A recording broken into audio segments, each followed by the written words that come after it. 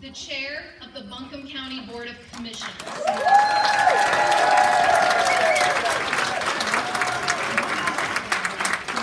I'm excited to welcome you to AB Tech this evening, the largest, highest education institution west of Charlotte.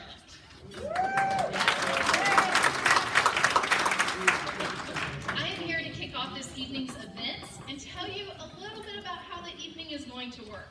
But before we do that, would you please rise and join me in the Pledge of Allegiance?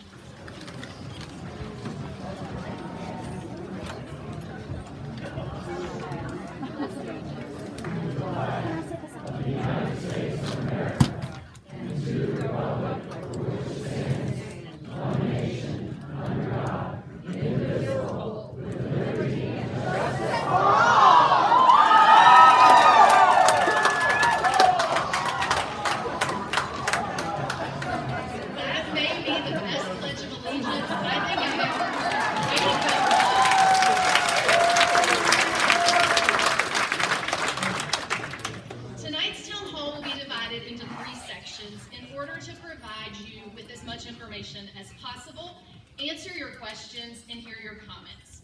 The first part will allow Congressman Edwards to give you an update on the Helene recovery process and what is happening in Washington, D.C. We will then move into a session where the Congressman answers your questions, which many of you submitted when you arrived this evening on yellow. Colleagues and those folks that I had to bring to Western North Carolina to see it firsthand, a $110 billion disaster aid funding bill that was signed into law by President Biden on December the 21st. These billions of dollars that are now and will continue to flow into our region will do much to supercharge our recovery here, from restoring I-40 to its pre-storm condition with enhanced resiliency measures, to getting thousands of down trees off the ground in the Pisgah Forest, Great Smoky Mountains Forest, to prevent future wildfires. I see my challenge now. Me and my office have gone through different stages. When I look back, I can identify every stage or every plateau that we were in recovering from this disaster. But the stage that I see us in now is my responsibility to help get the money out of the doors in Washington, D.C. into the hands here in Western North Carolina of the people that need it. And I've discovered there's this huge bureaucracy in Washington, D.C. that gets in the way of that. Even though we've appropriated the money, there's a bureaucracy that gets in the way. One of the things that I'm particularly proud of is President Trump on his first trip out of Washington, D.C.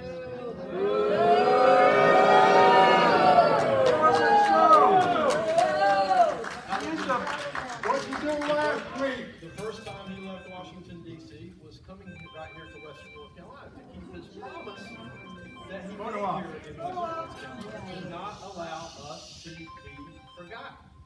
I'm really pleased he invited me to fly with him on Air Force One, and on that flight, he was on that flight. You told him to shut up when he was giving misinformation about FEMA, and you deserve a little bit of Ladies and gentlemen, $1 billion was cut. And so, right there on the Air Force One at that time, President Trump was asking me, how's the recovery going in Western North Carolina? And I was very honest with him. I was talking about the things that FEMA helped that we're caught up in the bureaucracy. And so I put together, or I bought a phone line, 223 Fix FEMA, and we publicized what? Stop selling yourself. We don't care about you. Hey, that's all I'm doing. You did good. Listen to us Anybody that now. still needs help, encourage them to call my office at 223 Fix FEMA. We removed nearly 5 million cubic yards of debris. You did good. Listen to us now. From public rights. Listen to us now. 3.6 million by state contractors and 1.3 million by federal contractors. You did good. Listen to us now. Listen to us now. Listen to us now.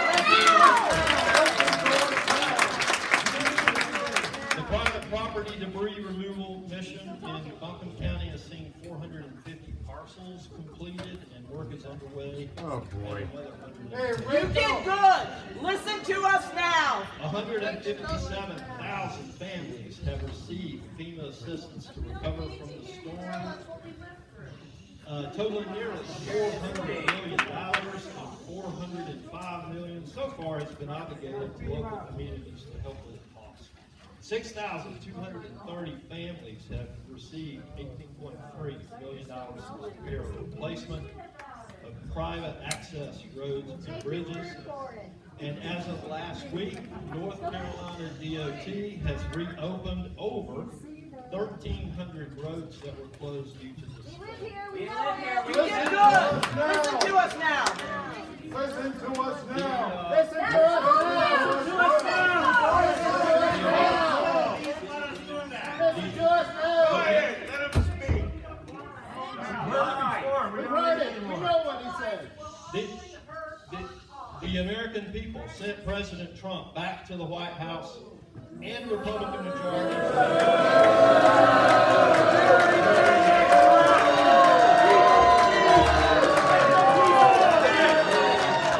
To restore America's economic dominance. Oh, boy. And to secure Stock market is down 10%. In my view, our nation's debt crisis has been largely ignored far too long. Oh, and you're gonna solve that by giving a $4 billion tax The time cut? is now Yes. to fix how Washington works. To that end, I was proud to vote recently for the House budget resolution, which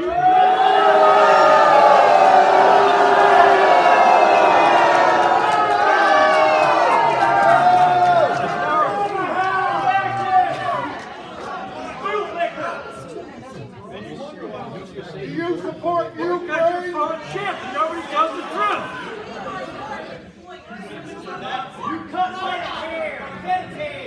that framework provides for Congress to secure the border, Are you afraid of Trump? to promote Yes, American cowards. independence, GOP, you to lower taxes, and to make America more competitive. Taxes are going up. Cowards, There's traitors. also much that the president can do under his Article II authorities provided by the Constitution. Do whatever the hell you want to do. The size of government, the Are you scale of afraid government, of Trump? which over the decades has afraid of become unwieldy and largely accountable on a massive Why is a non-elected scale. person running our government?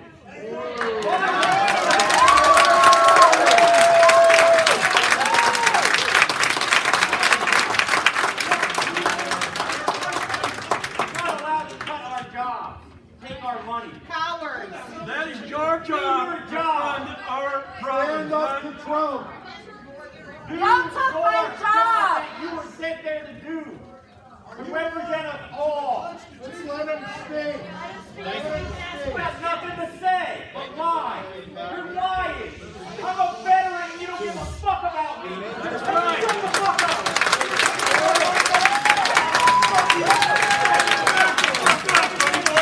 You don't give a fuck what you do to us. You don't even take away our rights. You don't even take our rights to get us. You don't get to do it to us. Come on, you guys. The veteran is like your son. Stand behind you.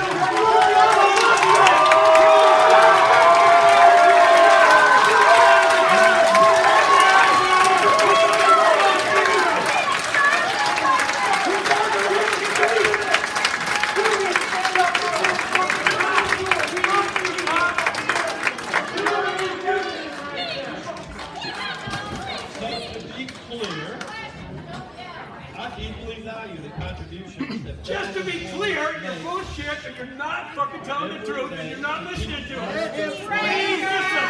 and to their important services. For example, folks at the National Weather Service office Fired.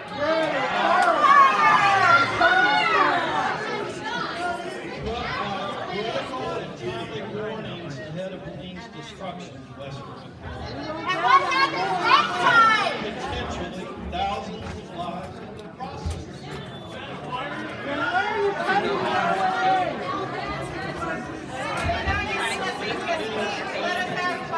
Unavoidable reality that all departments and agencies under the federal government need to run more efficiently. Support efforts to identify those opportunities to make it as fair as dollars go. I will be glad to answer your questions over the time that we have remaining. I'd just like to remind you all that the disruptions are only allowing time to ask questions. I'd rather take more.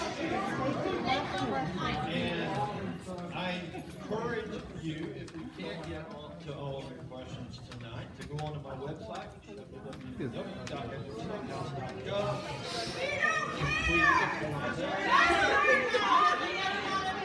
and press the subscribe button. There'll be much more happening in the next few months, and that's a great way to help us stay informed. Thank you. We are here to keep you informed and you're refusing to listen.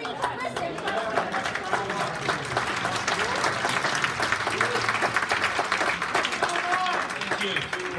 Draw out a question and tell me what's first on. Will do. Thank you, Congressman. First of all, you were all given the opportunity to fill out either an orange or a pink card. If you still have cards, raise them up so we can get them and put them in the boxes. Still have cards, someone will come by and get those. And we'll do our best to get through as many of them as we can. All right? We will start. I will do my best to read handwriting.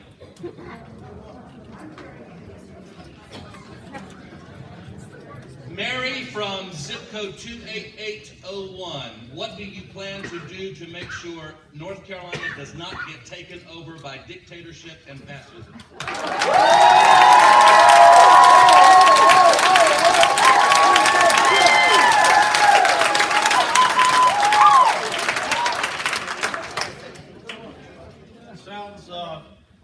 Sounds like there's a little bit of bias in that question.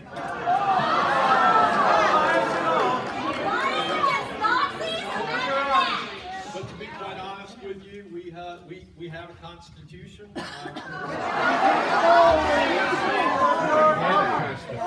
I'm assuming that many of you might have some disagreement with what you see taking place in the White House right now.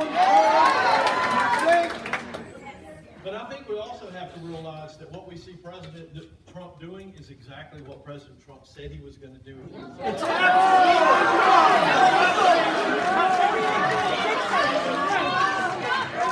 irrelevant. President Trump was elected. He said he could kill somebody. Gerrymander, not real election.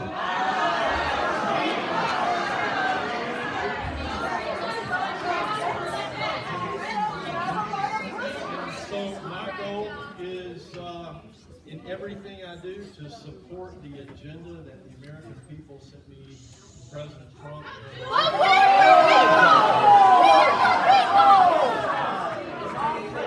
Our next question comes from Sherry, zip code 28778. How can services of the Department of Education continue when its workforce is cut in half?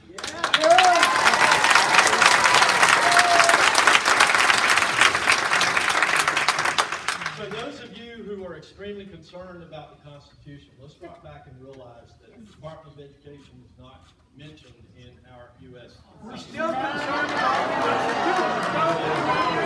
That's a red herring.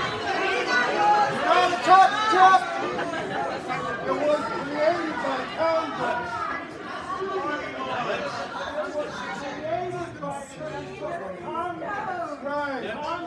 Right, Congress created it.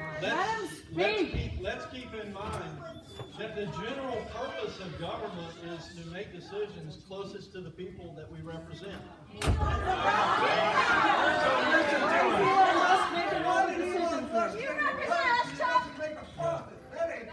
I'm gonna take the questions that come out of the box one at a time, and I'm gonna attempt to answer those because somebody in in good faith, took time to write that down. So answer the question. What about education then? I have supported, even as a state senator, the fact that we should abolish the U.S. Department of Education.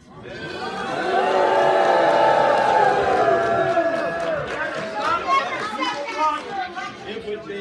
Chuck, that is not what the people want. If you're representing us, you do not cut them education. It would be my goal that the decisions be made on a level closer to the people they represent. They already are. So then they'll take the money and take it home. And school boards than Washington bureaucrats. It would also be my goal. You want to keep the people stupid, don't you, Chuck? 4%.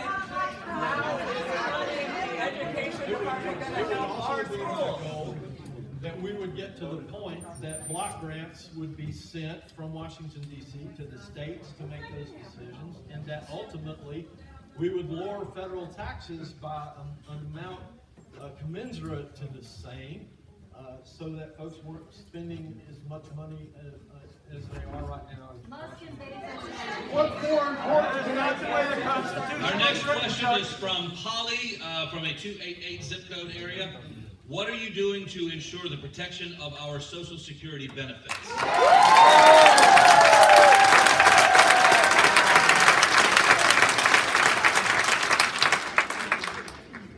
President Trump has made it clear.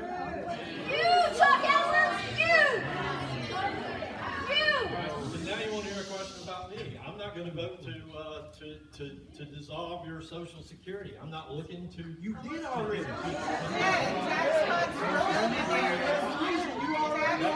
Promise has been made to the American people. Those folks who have worked all their lives and paid into that certainly deserve to reap the.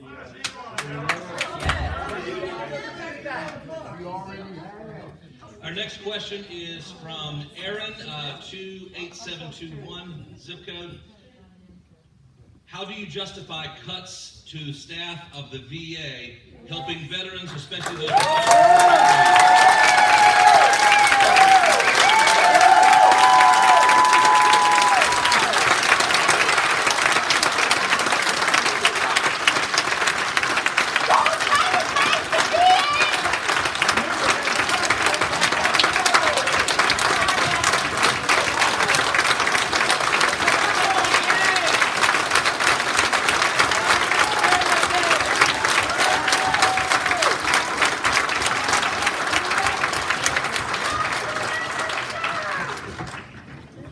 First of all, there have been no cuts to the staff.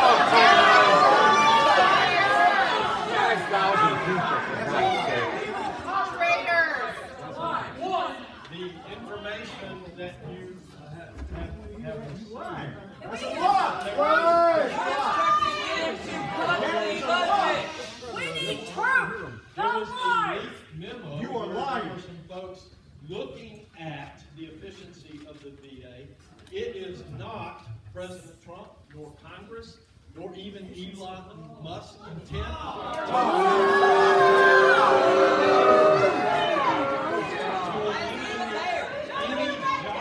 Drinking the We Kool-Aid. didn't vote for Musk. Directly provides We didn't service vote for him. to our We voted for you. veterans. Don't touch our veterans! Our next question is from Ellen, zip code 28748. Do you represent all citizens, even though they may not have voted for you, or do you work for Trump?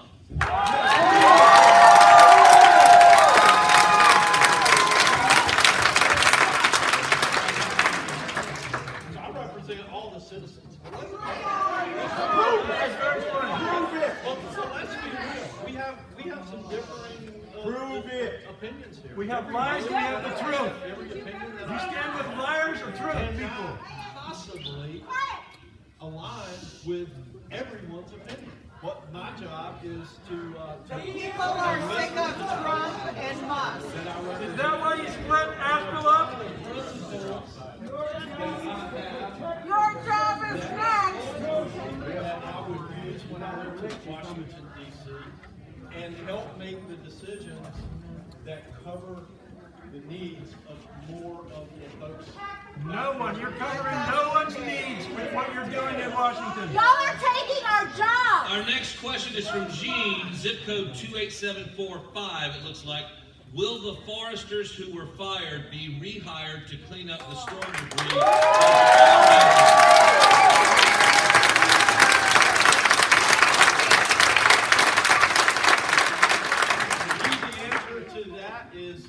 Yes, they have. You may be aware that there was a court ruling in just the last few days. Thank God.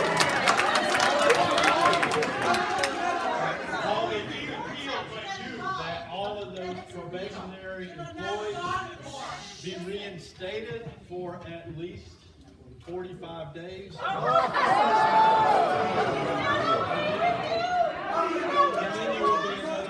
And then there will be another process. Why does it take a court order to get you to serve the people of this country? Why does it take a court order? Are you good with 45 days?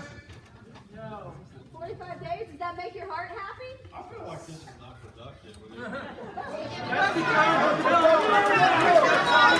telling You are a coward. The questions are coming out of the box one at a time. I'm answering those for you. You're not going to. Are you going to run away everywhere? You ran away in Canton. You're running away here too? And you certainly will have the right in the next election to cast your vote. If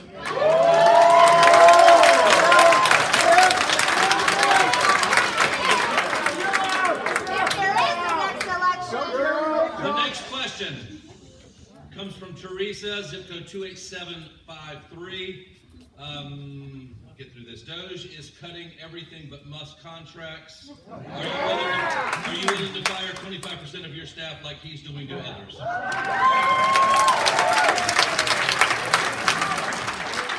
coming for your job next. He needs a bigger bite. Are you willing to cut your staff too? Just like Doge is cutting everything?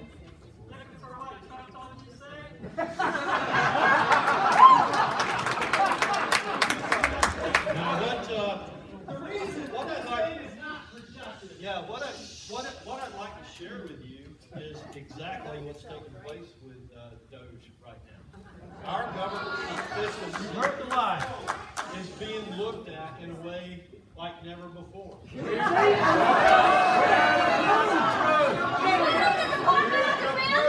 firing air traffic controllers. We simply Tesla Chainsaw Massacre. Where's the proof? I'm a registered Democrat and I lost my federal job and I got a 13-year-old girl who's got to go through the next 4 years without family planning. I can behave. Y'all can behave.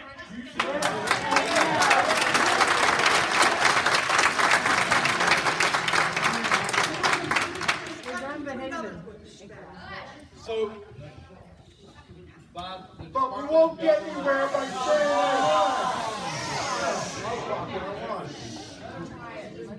by those performing the test that it is, we've been uncovering some things that They're not true. Please, we know this. They took them off the website because they were false. we found a VA contract where $56,000 was being paid to water 8 plants. Really, absolutely, that's We found a $3 million contract for organizational culture training to instruct. Was any of Chuck, the that is not what we care about. Those are red herrings. Get down to the truth, not red herrings. We found a $532,000 grant that was awarded by NIH to use a mouse I found a chicken in my backyard. Is that going to help? to investigate the effects of cross-sex pesticides.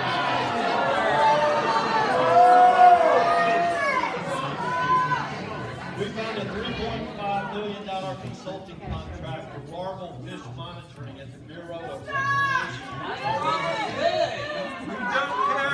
We don't care, Chuck. We found a $1.7 million grant awarded by NIH for the China Health and Retirement Longitudinal Chuck, we don't care. We don't care. Do you understand that? We do not care about that. We're talking about Buncombe County, not China. $377,000 grants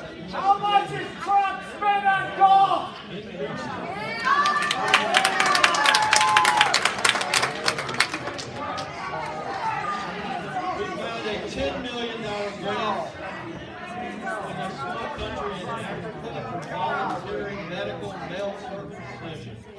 We found a $47 million grant for Come on, sir. Next question, please, sir. Next question. Next question, please. We don't want to hear this. All of those are great things, Congressman. Congressman, all of those are great things. And I'm sure they are wrong. But that doesn't mean that people should lose their jobs. Those are great things. But people shouldn't lose their jobs. All of those things are great, Chuck. Why are people losing their jobs at record numbers? our country. With no research. With no research, that's right. Ever been this We want our jobs back. Why are we going to give tax cuts to billionaires and billionaires? $4.6 trillion in tax cuts. I'm going to answer these questions. Seriously, to be respectful to the folks that took time to study. Would you like We are respectful if you tell the truth.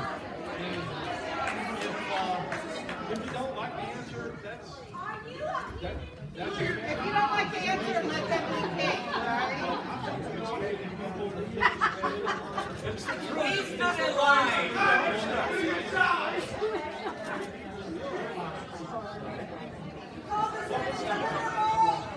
That question was, are you willing to fire 25% of your staff like he's doing to others? Come on, you got $2 million. I'll answer that directly. I've got a staff of about 15 that are working their butts off on your behalf every single day. So We work our butts off also. You don't want to fire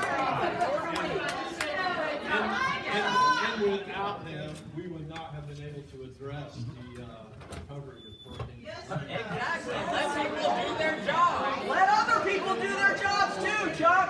Let's go to our next question from Diane, zip code 28787. Why are you supporting the destruction of all of our North Carolina agencies? NOAA, Social Security, FEMA, VA, etc.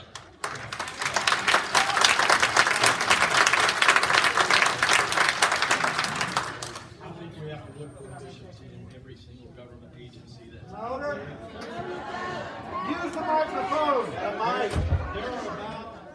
There are about 2 million federal employees that you are paying for every single year.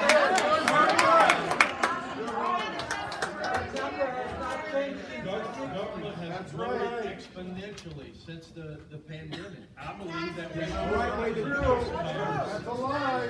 to go and look for The right way to get rid of the military. Do it the right How way. about the Defense Department? Our next question comes from Jim, zip code 28711. The large Ukrainian population in western North Carolina has been rattled by threats to earn temporary protected status. Will you support extending that status until there can be an orderly return to a safe Ukraine?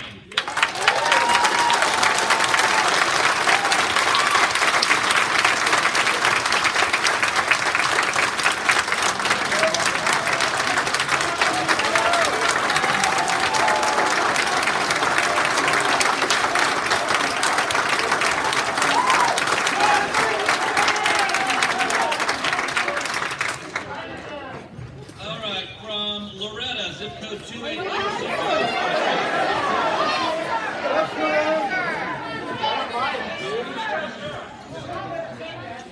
How do we get limbs and roots removed from the storm? Are you afraid to talk about Ukraine because the president is a Russian asshole? They contracted folks to remove debris. I gave you some statistics to try to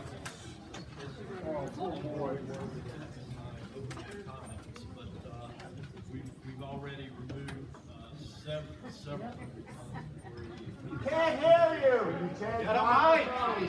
One of the Forest Server workers going to help with that. Switch mics, please.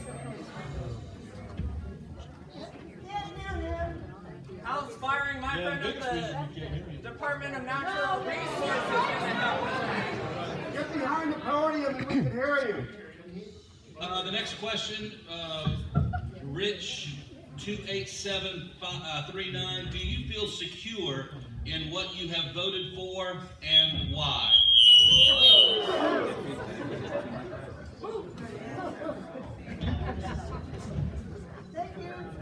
Yes. And the reason why is that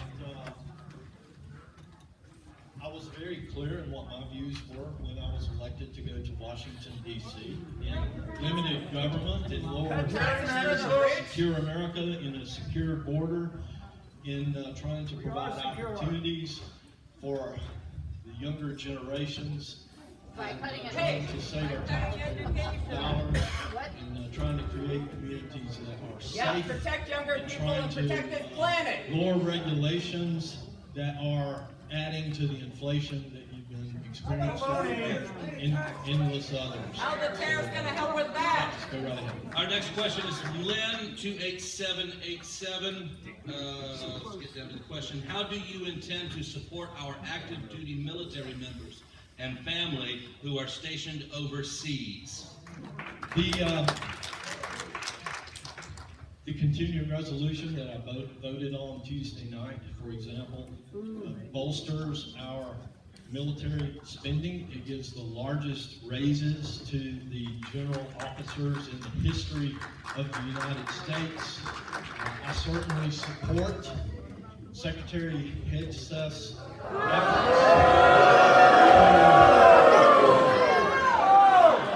to reduce the workforce in the Pentagon by 8% because we don't need butts in the seats in the Pentagon. We need missiles and planes and the equipment that's necessary to defend our military. We need women! Our next question is from Kathleen, zip code 28804. Why do you support a president that cares nothing about NATO, Ukraine, and democracy, that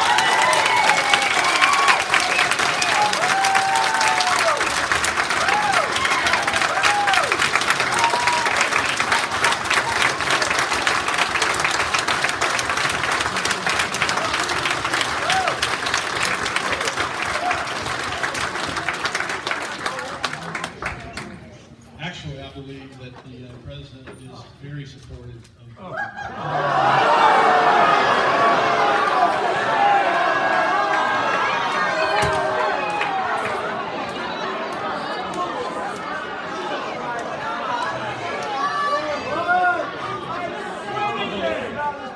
I believe the president recognizes that Putin is a murderous dictator.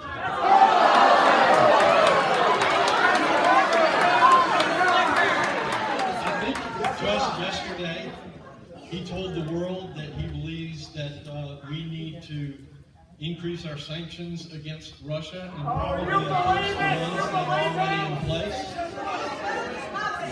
I know that Vice President J.D. Vance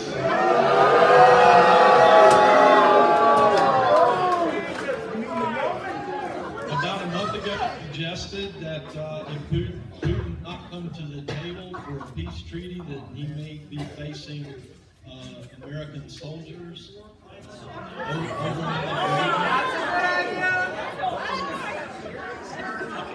I also believe that we see the author of the Art of the Deal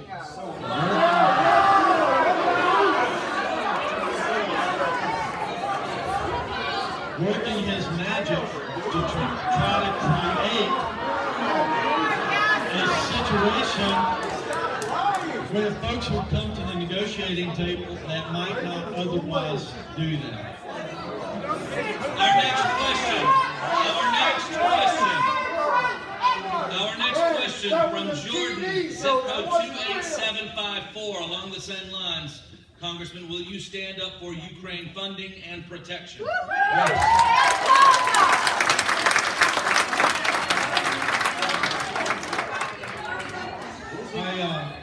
I voted that way. I'll continue to vote that way.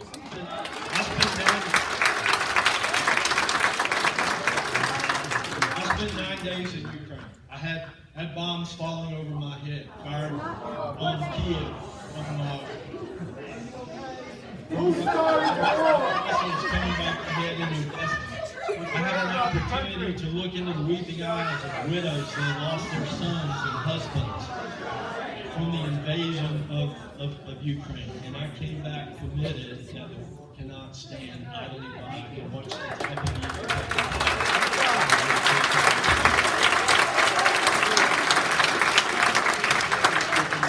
Our next question is from Janet, zip code 28805.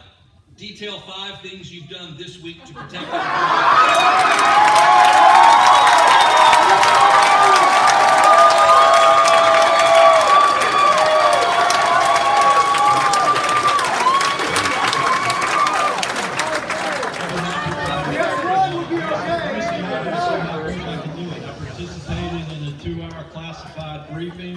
with a military outfit that is charged with creating the equivalent of an Iron Dome in a region that we are very interested in. Free Gaza! I have passed a continuing resolution that funded our military, gave raises to our military, kept our government running, including all the federal agencies that you're concerned with. I met with probably a dozen different media outlets and told them why I was going to be here with you here today. I am here with you today. Thank you. Coming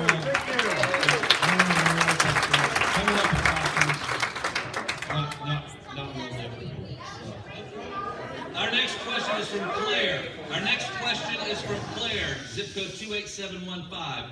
Our Park Service generates just over $50 billion with an operating budget of just over $3 billion. How do you defend Park Service cuts given the positive Park Service ROI?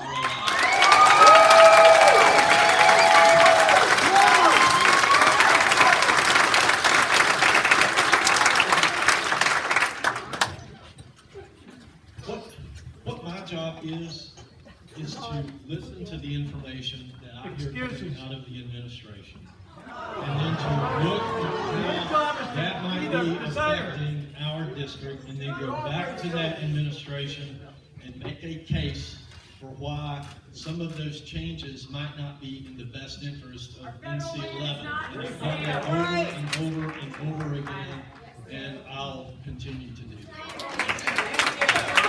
Our next question from Lauren, zip code 28712. If uncovering waste and fraud was the goal, why hire hackers and not auditors and forensic accountants?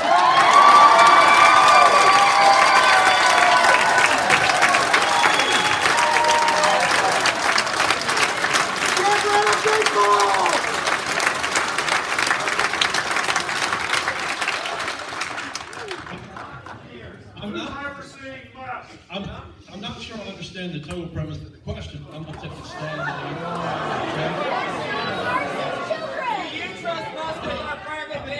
I think we should have our own internal hackers involved to see where our vulnerabilities are in our system.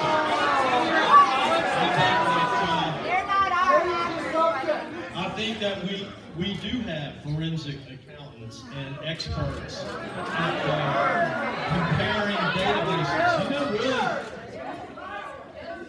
like him or not, Elon Musk has brought a lot of really smart people.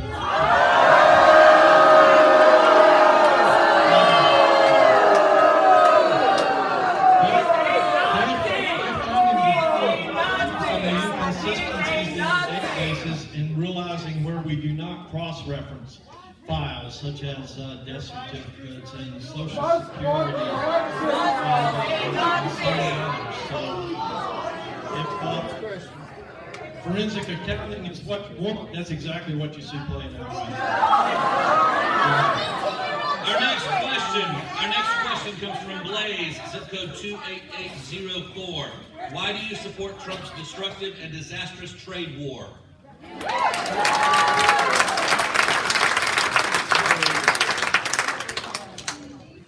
Give me a chance to answer this question. After I answer it, let me do that. Let me answer, and then if you don't like it, you can boo or hiss or whatever you like to do. First of all, let's let's be forthright. President Trump told us throughout his entire campaign that he was going to be using tariffs to negotiate. Do you support that? To negotiate with foreign countries, and that's exactly what he's doing. And to negotiate, you've got to have an edge. You've got to have something to negotiate with. There's a difference And he's between been able to negotiation and bring bullying. foreign leaders to the table that would not come to the table otherwise. He's been able to get attention from Canada because they failed to secure their border, and they've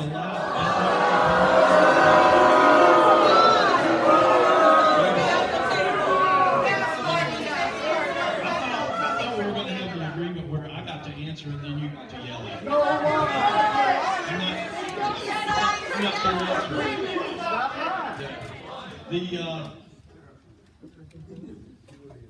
the other thing I think that we have to recognize is that an economy really consists of many multiple factors. Our competitiveness with foreign nations is one of those, and so maybe to raise prices from those folks that are sending goods into the U.S. in an effort to lower prices on those goods and services that are manufactured in the United States, to create a better tax climate for those people that work here and do business here, and to create a better environment or regulatory structure where we lower the regulation and make it easier for businesses to conduct business here in the United States. There are many different parts going together in a strong economy, just like we saw in the first administration. So I'll stop there. All right, we have time for one more question from this box before we go to the open mic portion. Our last question here, Amelia from zip code 28805. What are you doing for your constituents regarding Musk and his minions having writing privileges with the Treasury Department's database?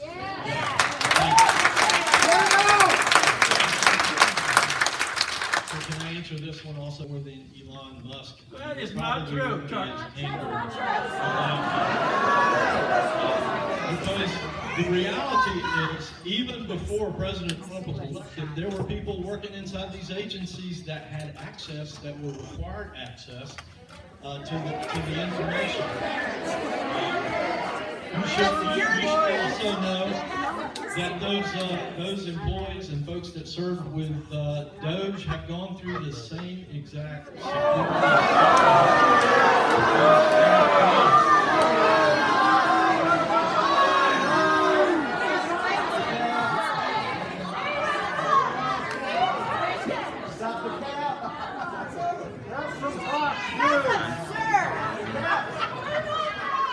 Somebody's going to be in charge of looking at those things. We've looked at it, Chuck, and we've seen it. Are we through taking questions? We're through with these questions. We're now ready for the open mic portion. So, when I call your name, please stand and someone will bring a microphone to you. I will read out the subject that you have a question or a comment on. Please take note that you have 2 minutes for your question or your comment. We have a timekeeper here who will show you the signs so you can keep up with your time, okay? Our first comment or question comes from Lauren D'Alessandro, zip code 28712. Okay. You have a question or a comment on USAID.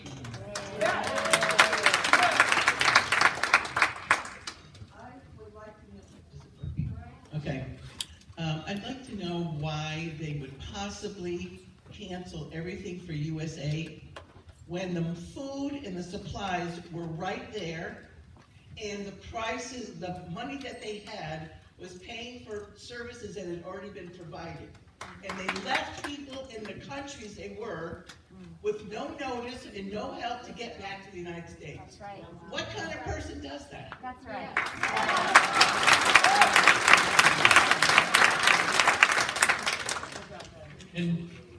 And so, you know, I'm the vice chair of the National Security State Department related agencies appropriations committee. Serving on that committee for the last year or so, I and my colleagues have had a very difficult time getting straight answers out of the State Department. I know the feeling. I'm trying to answer your question. These folks are making it difficult. We've had a real difficult time getting the answers that we need to make informed decisions. President Trump recognized that there was a lot of money being spent out there that the American people and certainly Congress would not agree with. Less than 1% of the budget. He took the what I think was the appropriate action, saying let's pause for right now. Yeah, renege on his contract just like he did as a businessman. Let's look at these programs, and then let's decide what is relevant, what really is in the national security Y'all cut interest all the of America, programs. and then That's go not back what and evaluate happened. those. It's called being Just like, as an example, yesterday, in a hearing that I was involved in as the vice chair of this committee, I listened to the folks that is at the head of the State Department that deals with the foreign aid. I couldn't necessarily agree with the total tactic, but I agree that we need to take a lot closer look at the way that money is being spent. I was able to share with him a couple of personal experiences that I was involved in overseas. I told you I went to Ukraine. I had the opportunity to visit not only Ukraine, but Moldova and some of the Balkans to see how USAID money was being spent. There's a lot of good being done over there. If you look at the widows of those that have fled from Ukraine and children that have been traumatized. And so I was able to make a good, strong case in that meeting that was one of the first programs that needed to be looked at to be turned back on. Just 2 weeks ago, 3 weeks ago, I came back from a trip. With from the Middle East. I met with the leadership of Jordan and realized here's a very, very small country in the middle of the desert that had about 20,000 people in it in 1926. Now it's got about 20 million people, and they are desperate for water. And yeah, I'm trying to answer you. Yeah, I'm trying to answer your question and how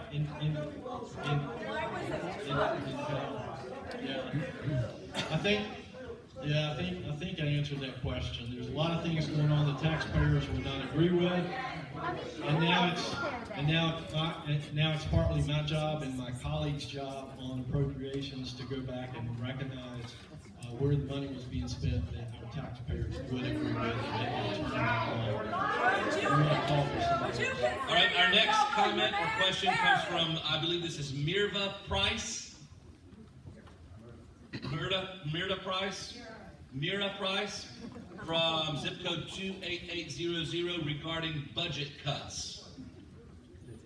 Why did you vote for the continuing resolution budget bill that will cut Medicaid, SNAP, food stamps, public housing, hundreds of thousands in this district that are depending on them?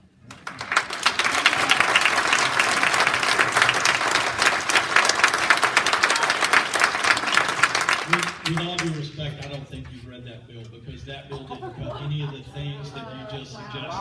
A continuing resolution, I see some talking points back there, probably some political talking points that have been passed around. A continuing resolution continues to spend the taxpayers' money at the same rate that it did in the previous cycle.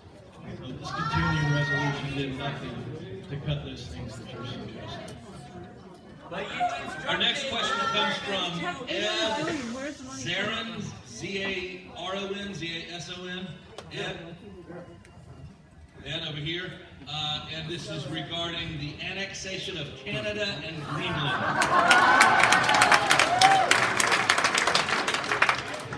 Do you support the annexation of Canada and/or Greenland? And this is a yes or no question. I don't want you to wander off into the woods. I don't want you to hear about the latest week in your office. I don't want to know about it.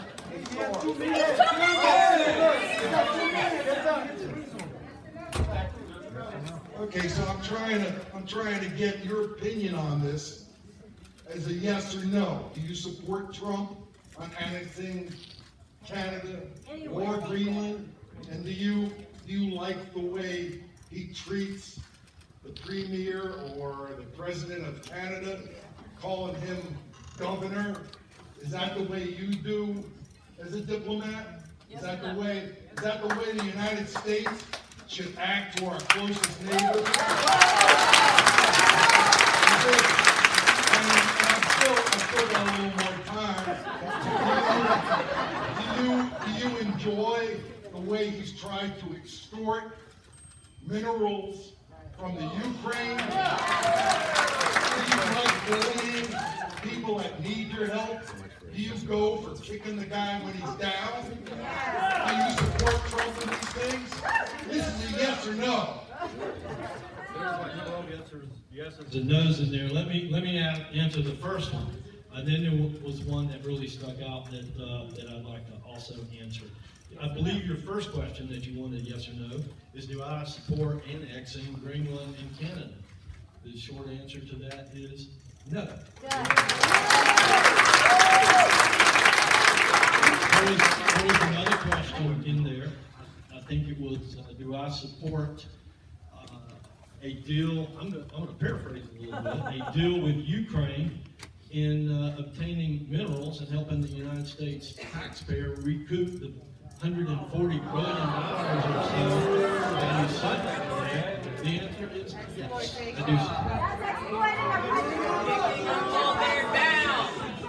We'll go to our next. This is Chris B. Zip code 28704. Chris, regarding speaking out in support of vets. Chris? Oh, that's right.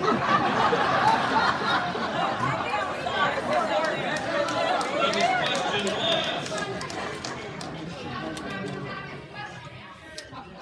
Yeah, do you support privatization? Okay. This week's scheduled meeting at the FDA that was to determine the composition of this year's flu vaccine was abruptly canceled. No rescheduling was talked about. In addition to that, the CDC also postponed its advisory committee on immunization practices meeting in February. That was to review the safety and efficacy of vaccines. At the same time, HHS Secretary RFK Jr.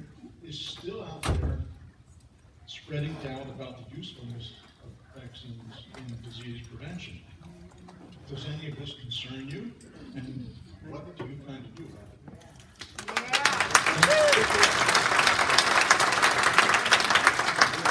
What was your name again? Barry.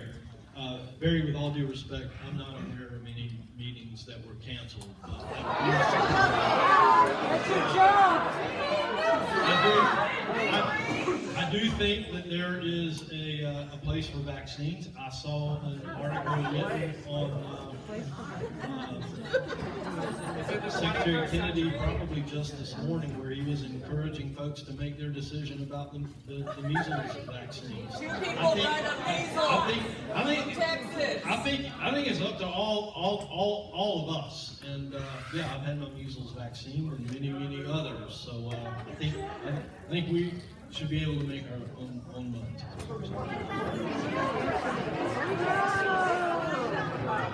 I'm going to support your decisions to make up your own mind. That's what I'm going to do. Your next comment comes from Leanne, L-I-A-N-E. Leanne, zip code 28804. Regarding the Department of Education and Medicaid cuts. Good evening. This is a piggyback with what was mentioned earlier about Medicaid, but it's a little different. Medicaid, as we all know, is jointly funded by the state and federal. And it appears that President Trump has mentioned that Medicaid funding should go back to the state, some parts of it. Many folks that are on Medicaid are those that have disabilities, children with disabilities, nursing care, and especially kids that are under Title I and speech services. These people cannot afford it out of their pocket. The Department of Education has mentioned that there's going to be cuts. This will affect those with disabilities and those with under Title I funding that had been protected under IDA, which is the Individual Disabilities of Education Act. How will you, Congressman Edwards, deal with this for the folks that are our neighbors, our families, and our friends?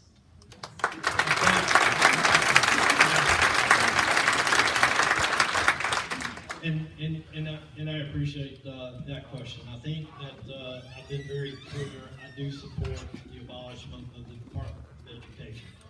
Now, I also agree that there is a vulnerable population out there that needs to continue to be protected, such as the disabled. And I believe that there is a way to do that and adjust federal law of what the expectation of Congress is, not that of a bunch of bureaucrats in another administration building, but what the wishes of Congress would be, such as states would be given a block grant to do the things that the federal government's doing now. Then why do we need Congress And expected to follow the laws that Congress passes. So that's on the education. We expect you to follow the law. On the Medicaid piece, President Trump has made it very clear to me and to other members of Congress that it is not his intent, and I believe it is not Congress's intent, to disrupt the benefits of the most vulnerable amongst us, such as the disabled. So then why does your budget bill instruct them to cut? And you've seen no action so far. Exactly, so far. Our next question or comment comes from, it's either SB or JB, zip code 28804, regarding the future of American democracy. SB or a here. What are you why are you doing nothing while Trump destroys the U.S. Constitution?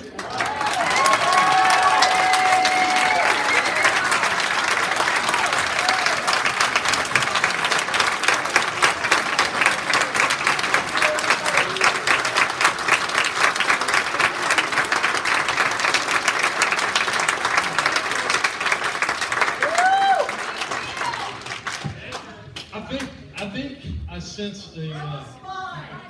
sense maybe a faction in this group of folks that might not have voted for President Trump.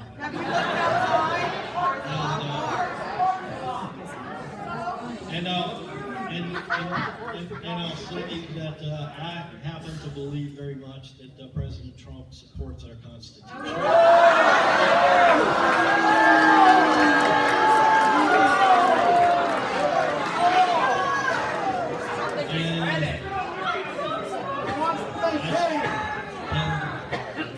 And I sleep good at night knowing that every vote that I cast is in support of our Constitution, your freedoms, and Our next question or comment comes from Pam, zip code 28739.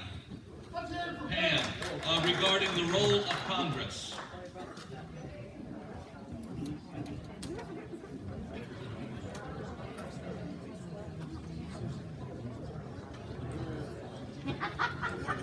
Our president is ignoring laws passed by Congress. What are you doing to take back your power as our congressman?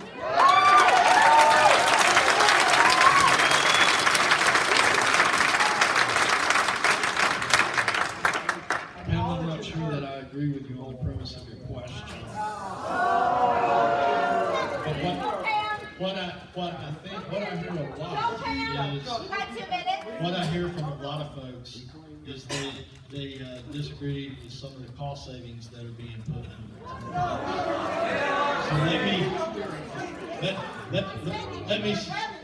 So let me say this How to about you. selling cars on the White House That- lawn? well, Is that allowed? Okay, I'll give you a few seconds to make a clarification. You'll allow me to Reclaim your time, answer ma'am. the premise of the question as I understand it. Because I do get a lot of feedback from folks saying, the president's not spending the money that they were given by Congress. There is nothing in the Constitution that says every dollar that Congress sends the administration has to be spent.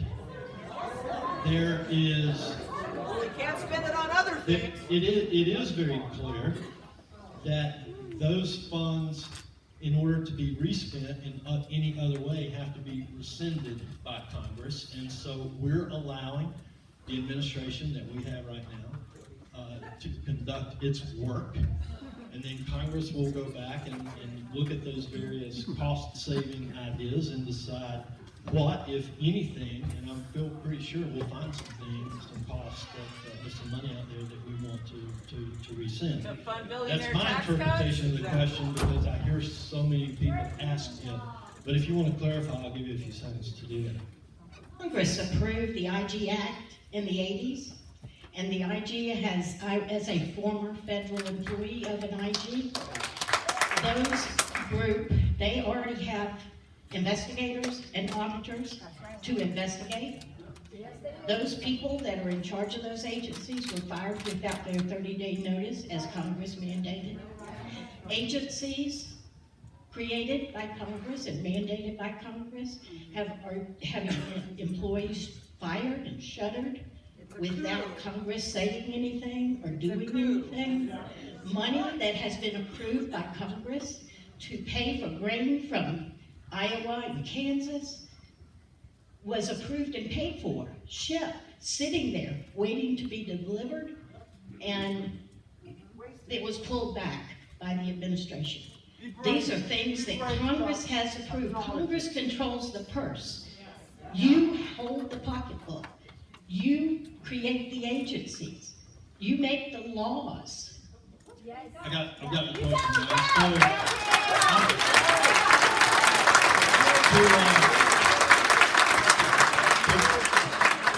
to half of your question, I would have to go back and say that the premise in which I interpreted it was correct.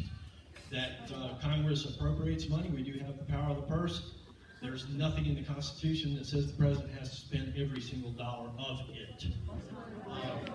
It was approved to be sent to the administration to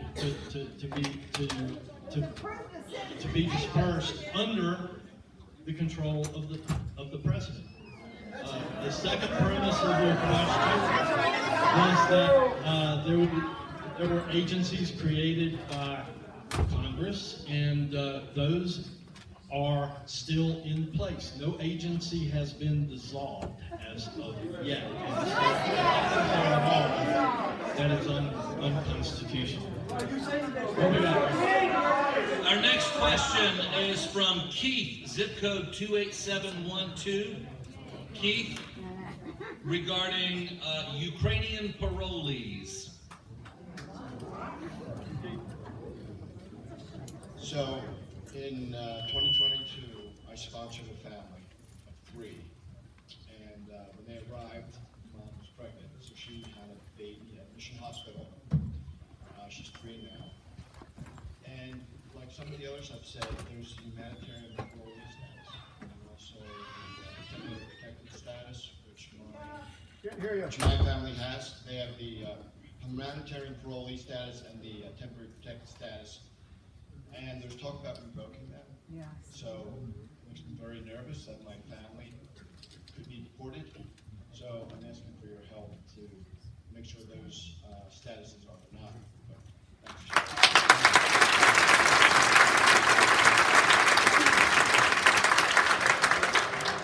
Thank you.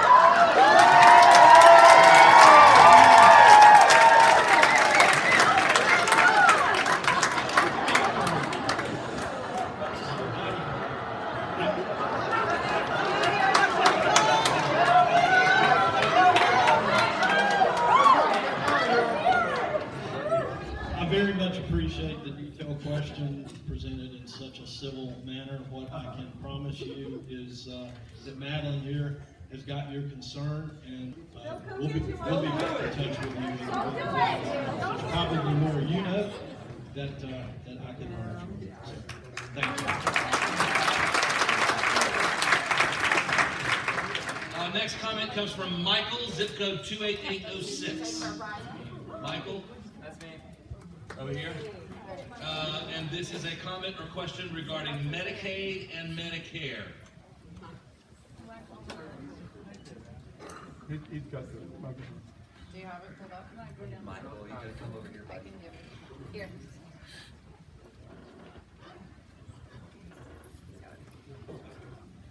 Many of us in Western North Carolina rely on Medicaid, Medicare, and or Social Security to get health care and pay our bills. Mathematically, it is impossible to enact your proposed budget, the Republican proposed budget, without making deep cuts to these programs. What is your message to constituents who depend on these programs here? I would say that I think that you might be referring to the budget resolution that was passed out of the budget committee that I sit on about 3 weeks ago. It did make it across the House floor. It did have quite a bit of political adversity without any fact. There's nothing in that resolution that mentions the word Medicare, Medicaid, or Social Security. There's no intent from President Trump nor from the current Congress to do anything to disrupt payments for Medicare or Social Security. I have had a lot of folks rely on a statement that they feel that they heard from CBO that we don't have enough, or they may have said we don't have enough confidence in Congress. How about the Horton School? To be able to achieve, I'm trying to answer the gentleman's question. I'm sorry. CBO had made some statements that they didn't have enough confidence in Congress to be able to achieve what was in the budget resolution without touching Medicaid. I would just say to you, first of all, is there anything that comes out of CBO that we can believe? Because they're missing their projections by trillions of dollars. And I would also say that my good friend Brett Guthrie, the chairman of the Energy and Commerce Committee, who deals with appropriation for Medicaid, believes that he can achieve the $880 billion over 10 years without disrupting payments to the most vulnerable amongst us. We don't believe there's, we don't for example, There's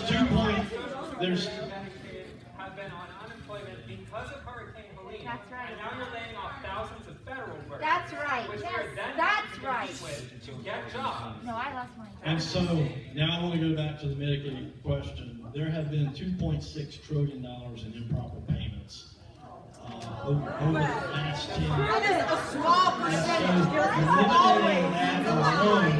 Would give us the cost savings that the budget committee intended to find in that budget resolution. Thank you for the question. All right, folks, we have time for one final comment or question. One final comment or question, and it is from Elizabeth, zip code 28752. Elizabeth, right there, regarding Social Security income. There have been discussions on the Hill concerning changes to Social Security and future payments to retirees in order to keep the Social Security solvent. These include raising the eligibility age for retirees from 62 to 70, or increasing the Social Security tax from 6.2% to 7%, or making sweeping cuts to recipients' benefits of up to 25%. I have a question for you, but I want to make one more clarification before you answer, please. Would you support the raising or the elimination of the Social Security income cap of the $176,000? This change would fairly require every to pay their fair share of the tax. Yes. It would keep the Social Security solvent and not adversely impact recipients' benefits. As it is, millionaires and billionaires like Mr. Musk pay the same amount as someone making $176,100 per year. So would you support the raising or the elimination of the Social Security cap income?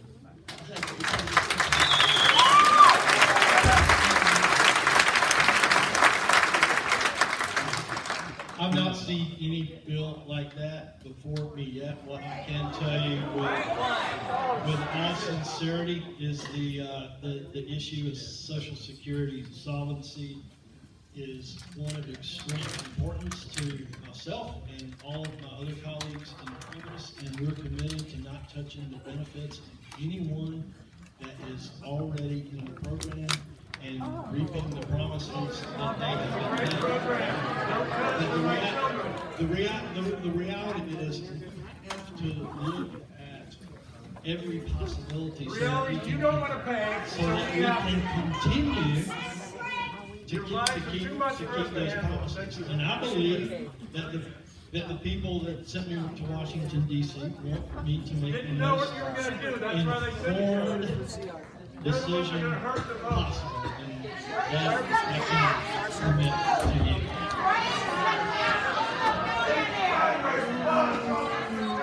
You suck, Chuck!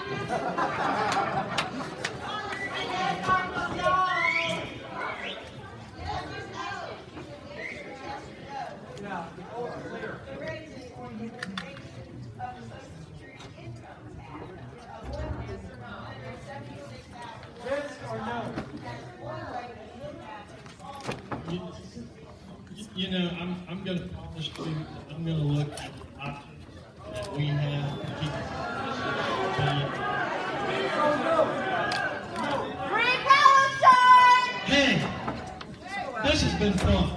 I appreciate the opportunity to spend the last 89 minutes with you. I really appreciate the energy that you brought, the contradiction of opinions from time to time, the passion that I hear, the patriotism that I sense in this room, and I hope that you will certainly stay engaged with my office and all of those folks that are elected.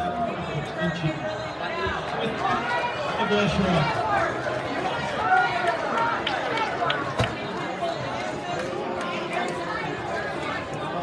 How you feeling? Shut up.